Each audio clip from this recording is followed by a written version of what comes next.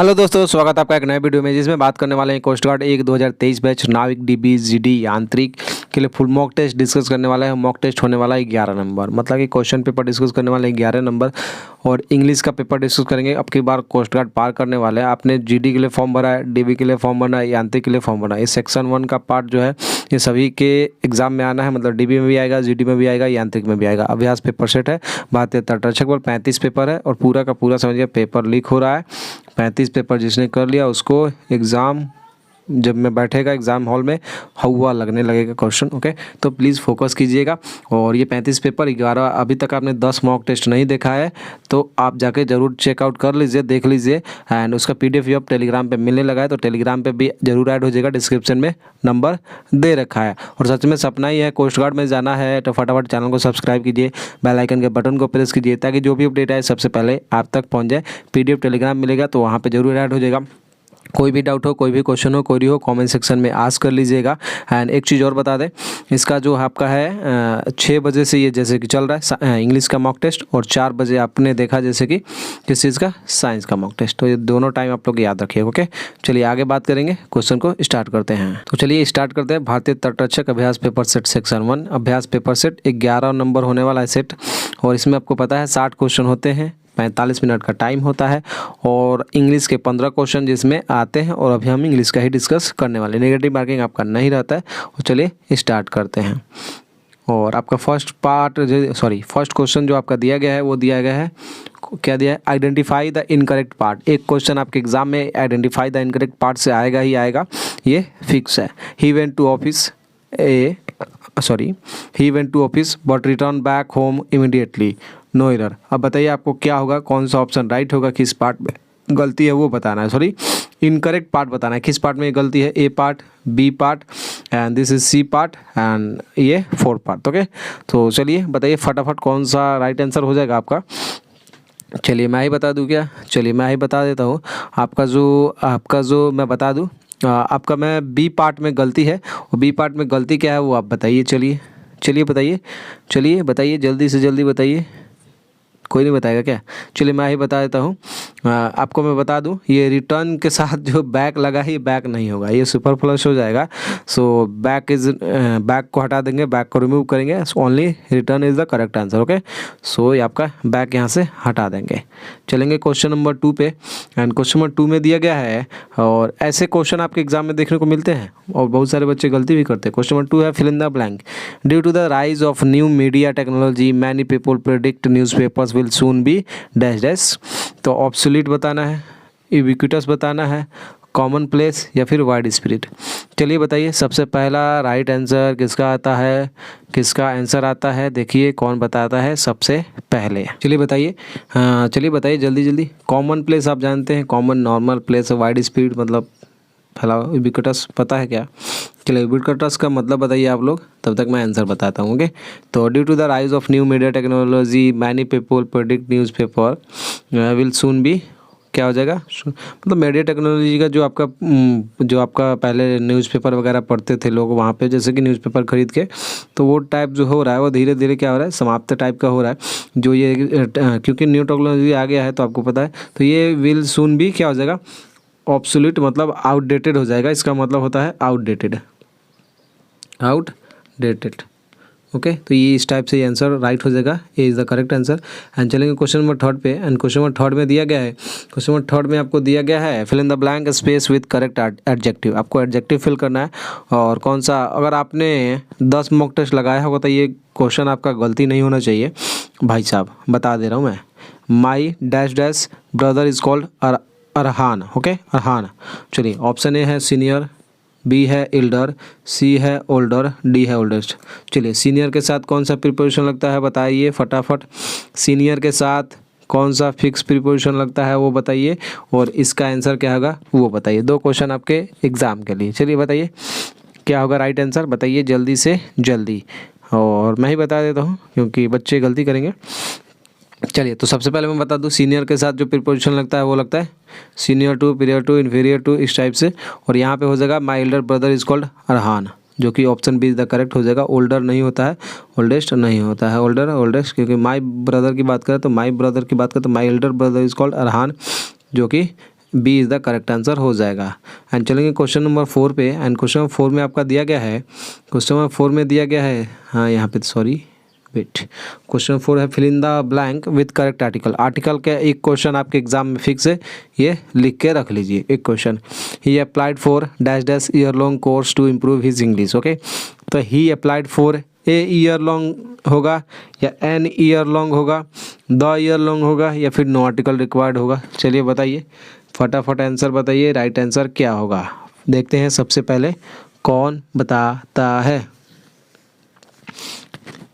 देखिए कौन बताता है, कौन बताता है, कौन बताता है।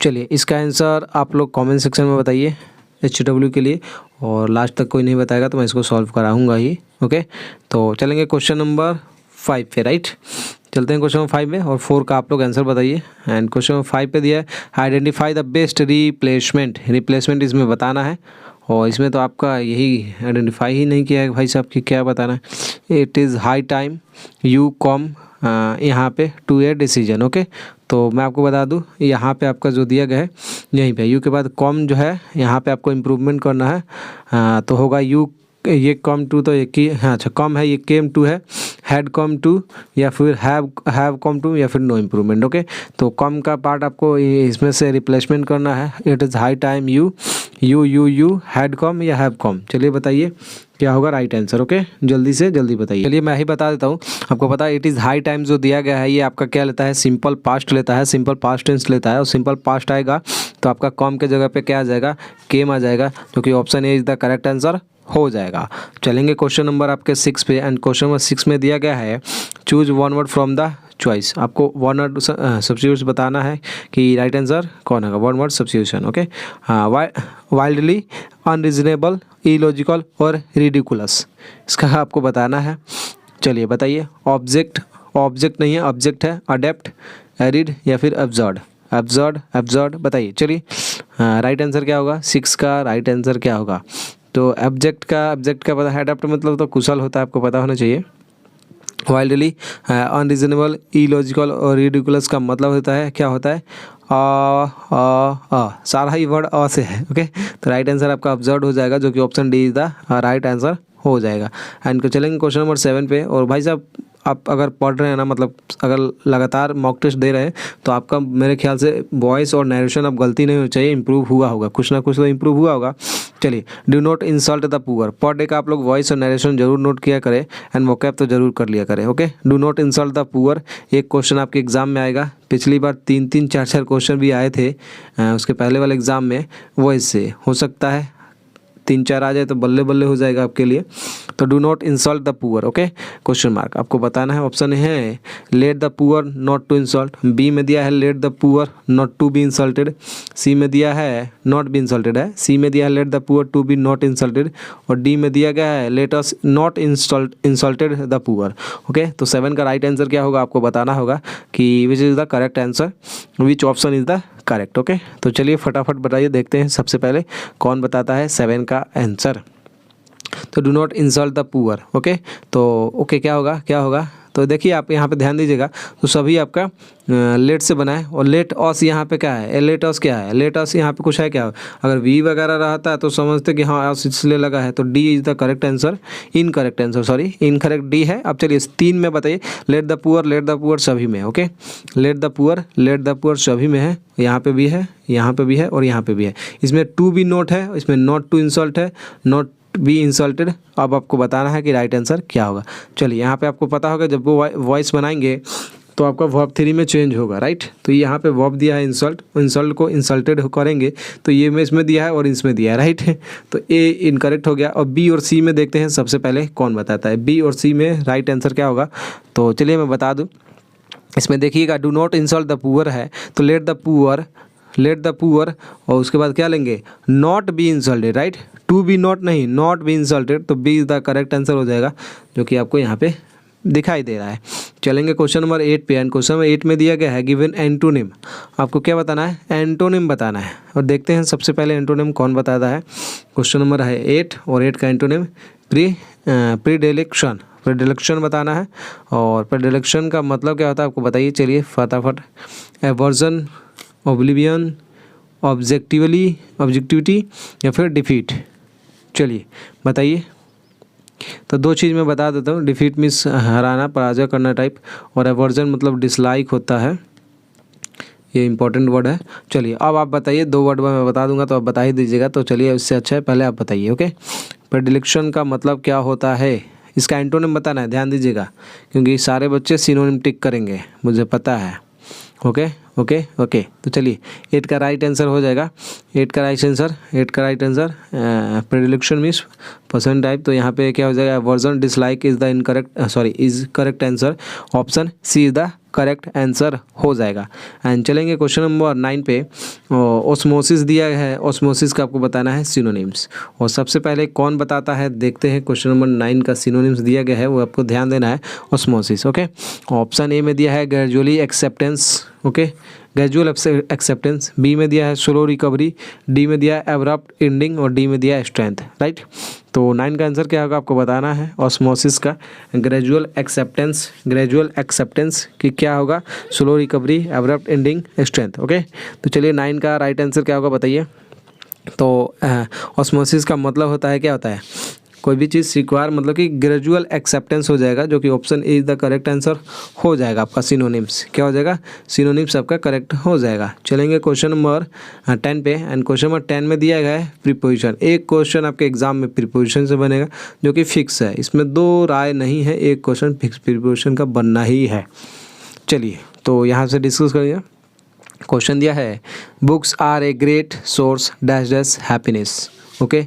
तो सोर्स के साथ पढ़ा रखा है, देखिए, source of, source for, source into, source with happiness, source into happiness, source for happiness, source of happiness. चलिए बताइए राइट आंसर क्या होगा। Books are great source of happiness, source with happiness, source into happiness, source for happiness. तो 10 का answer क्या होगा मैं बता देता हूँ। तो books are a great, books क्या है, महान महान महान स्रोत है, क्या चीज़ का, किस चीज़ का, विथ हैप्पीनेस। विथ का जानते हैं ज़्यादातर, अब आपको ध्यान रखना, विथ जब भी आएगा तो समवन आएगा, यहाँ पे हैप्पीनेस आ रहा है। और यहाँ पे जो सेंटेंस बना, books are a great source for happiness, जो कि option B is the correct answer हो जाएगा। 4 आपको यहाँ पे ध्यान रखना है। चलेंगे क्वेश्चन नंबर 11 पे। एंड क्वेश्चन नंबर 11 में दिया गया है क्वेश्चन करेक्ट भव, right. The teacher ask the student to dash dash for his mistake, okay, dash dash for his mistake. तो यहाँ पे मिस्टेक की बात आ रहा है, तो agree for his mistake, apologise for his mistake, correct for his mistake, या फिर रिग्रेट फॉर हिज मिस्टेक। आपको बताना, अगर आपने फिक्स प्रीपोजिशन वाला क्लास देखा होगा तो आप ज़रूर बता दीजिएगा कि इसमें क्या होगा। और बैच वाले बच्चे भाई साहब गलती ना करिएगा, रिक्वेस्ट है। चलिए राइट आंसर क्या हो जाएगा, the teacher ask the, teacher ने क्या किससे पूछा, आस्क द स्टूडेंट से पूछा कि to dash dash for his mistake. क्या पूछा, क्या कहा, कहा कि, पूछा कि the teacher ask the student to apologise for his mistake. जब भी गलती वगैरह की बात आएगा, मिस्टेक की बात है, एप्लोगाइज क्या है, हिज मिस्टेक, एप्लोगाइज करना, एप्लोगाइज होना, एप्लोगाइज करना। एप्लोगाइज का मतलब क्या होता है, जल्दी से बताइए। एप्लोगाइज ये पढ़ा रखा है, और नहीं बताइएगा ना भाई साहब, बहुत मारने वाले हैं, अभी बैच वाले बच्चों को ही बताएंगे। चलिए चलते हैं क्वेश्चन नंबर 12 पे। एंड क्वेश्चन नंबर 12 में क्या होगा, 12 में इनडायरेक्ट स्पीच, और इनडायरेक्ट स्पीच जैसे मैं बोल रहा था वो आ ही गया, indirect speech. Father told Peter to clean his shoes, right. Father ने पीटर से कहा कि क्लीन करो क्या चीज़, शूज को, उसके क्लीन शूज को, अरे जूते को साफ़ करो, क्लीन करो उसके, ओके। तो चलिए बताइए, हिज शूज है। ऑप्शन ए है clean your shoes, Peter says father. Option B है clean your shoes, Peter told father. C में that clean your shoes, Peter ask father. और डी में दिया है clean your shoes, Peter said father. चलिए right answer 12 का क्या हो जाएगा बताइए भाई साहब, बताइए भाई साहब, ओके। तो यहाँ पे मैं देखूँ तो इसका तो आपका ये इनडायरेक्ट बताना है, मतलब कि ऑलरेडी ये आपका बन गया है, मतलब कि जो बनाना है वो बन गया है। इसका आप क्वेश्चन आपको बनाना है, मतलब कि इनडायरेक्ट ओके। तो आपको बताना है, देखिएगा राइट आंसर क्या हो जाएगा। ओके, टोल्ड पीटर दिया है, तो टोल्ड पीटर के साथ क्या होगा, फादर ने किससे कहा, पीटर से कहा to clean his shoes. Okay, तो clean your shoes, Peter said father clean your shoes, Peter ask father. तो चलिए मैं आपको बता दूं, यहाँ पे टोल्ड है और ऑब्जेक्टिव भी है, यहाँ पे सब्जेक्ट भी है, ऑब्जेक्ट भी है इसका, तो टोल्ड दिया है तो ये नहीं होगा। और उसके बाद बात कर ले टोल्ड पीटर, और ऑलरेडी ये दिया है तो ये भी नहीं होगा। आस्क कर रहा है क्या, ये भी नहीं होगा। हाँ, डी आपका राइट हो जाएगा, इसलिए क्लीन योर शूज़, योर का हेज में बदला है तो clean your shoes Peter said father. Okay, तो D is the correct answer हो जाएगा। एंड चलेंगे क्वेश्चन नंबर 13 पे। एंड क्वेश्चन नंबर 13 में दिया गया है identify the meaning of the given items and phrases, और ये तो भाई सब बता दीजिएगा। ओके, चलिए क्वेश्चन नंबर है 13 और देखते हैं कौन बताता है। Identify the meaning of given items and phrases. Square pegs in round holes. Okay, square pegs in round holes. Okay, option A में दिया है genuinely helpful person, option B है ए क्लेवर पर्सन, सी है people in the wrong job, या फिर D है to be perplex. Square peg in round hole की बात कर रहा है, राउंड होल की बात कर रहा है, square pegs in round holes. तो राइट आंसर 13 का क्या हो जाएगा, चलिए जल्दी से बता दीजिए। Square peg in round hole. Okay, तो आपको बताना है, जल्दी से जल्दी बताइए। A genuinely helpful person, clever person, people in the wrong job, या फिर टू बी परप्लेक्स। थोड़ा सा दिमाग रहेगा, राउंड होल में अगर square peg in round hole में पर गया है तो क्या होगा भाई साहब, एक क्लेवर पर्सन का तो कोई कहना ठीक नहीं है, ए जेन्युइन हेल्पफुल पर्सन है तो ये भी गलत कहना होगा। अब डी और सी में कन्फ्यूजन तो है ही, और परप्लेक्स का मतलब ही कन्फ्यूजन होता है। तो चलिए राइट आंसर आपका कौन सा हो जाएगा, जल्द से जल्द बता दीजिए। तो चलिए मैं बता दूं, people in the wrong job, C is the correct answer हो जाएगा, क्योंकि square peg in round hole में पड़ेगा तो पीपल क्या है, रॉन्ग जॉब में जा रहा है, wrong job, people in the wrong job. ये 13 क्वेश्चन आपके कंप्लीट हुए। एंड 14 पे चलते हैं। क्वेश्चन 14 में दिया गया है choose the correctly spelled word. अभी तक आपने चैनल को सब्सक्राइब नहीं किया तो जरूर सब्सक्राइब कर लीजिएगा, एंड लाइक जरूर कर दीजिए, एक शेयर जरूर कर दीजिएगा। Okay, choose the correctly spelled word, इसमें करेक्ट वर्ड बताना है कौन सा होगा। 14 का आंसर आपको बताना है कि मुनिफिसेंट बताना है, इसका राइट आंसर क्या होगा। तो इसको तोड़ के हम बताएंगे कैसे याद करना है। तो सबसे पहले आपको आंख बंद करना है और लिख देना है मुनिफिसेंट।